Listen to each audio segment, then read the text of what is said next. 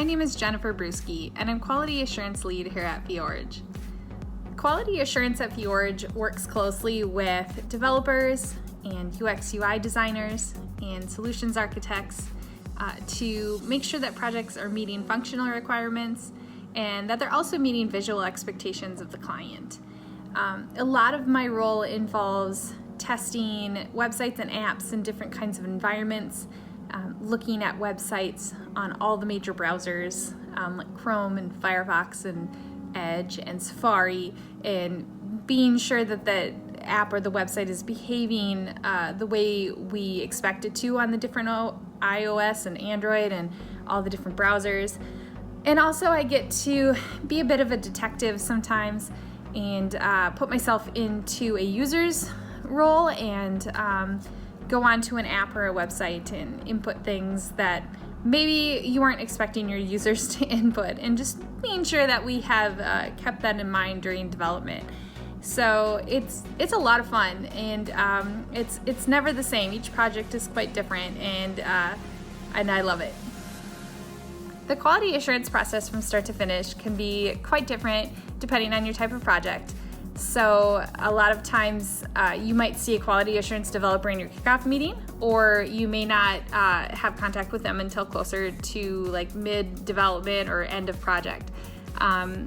As a quality assurance developer, I would meet with a lead developer kind of in the beginning of the development to make sure that we're all kind of on the same page when it comes to functional requirements, that we are understanding the goals of the project, and maybe thinking about some user stories and some test cases that we might pursue at the end during the final QA. And then during development, we do ongoing functional QA. And so as soon as a feature or a section is built, it can be looked at by a quality assurance developer to make sure that it's meeting those expectations. And then at the end, when development is finished, we have one final look at it, and that's looking at the whole thing as a whole. So a lot of times that's where the full user story testing takes place from start to finish, and we get to do all that compatibility testing to make sure that your project looks amazing no matter what you're looking at it on. How involved are clients in the QA process typically? I'd say it depends on the project, but you might hear from a lead dev or quality assurance developer during development to clarify any kind of functional requirements or user stories. And then you really kind of get more involved at the end after Fjorge does their formal QA. And then we kind of hand the project off to you, and so you can do your own kind of QA testing on it, and so that we can all be on the same page with where the project's at. So what testing tools do I recommend and why? I'd have to say, as a tester, one of the ones I use the most would be Chrome Inspector. It's definitely not a replacement for actual testing on devices and things, but it's a great first step, and oftentimes it will let me know if I have to device test something more thoroughly than I might have thought before.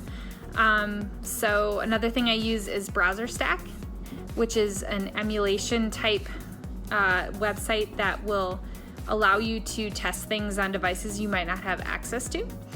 And another thing that I really enjoy is a tool called BugHerd. And so that allows our clients to give us feedback on projects without having to fumble and take screenshots and explain, what size their screen was at the time that they saw the issue. BugHerd kind of takes care of all of that. So that's been really useful. And I think just good old-fashioned manual testing is always a great way to go. Sometimes it's time intensive, but if you don't have access to some of the fancier automated tools, there's no replacement for it. So just picking up your phone and making sure your website looks good on it, there's nothing wrong with that.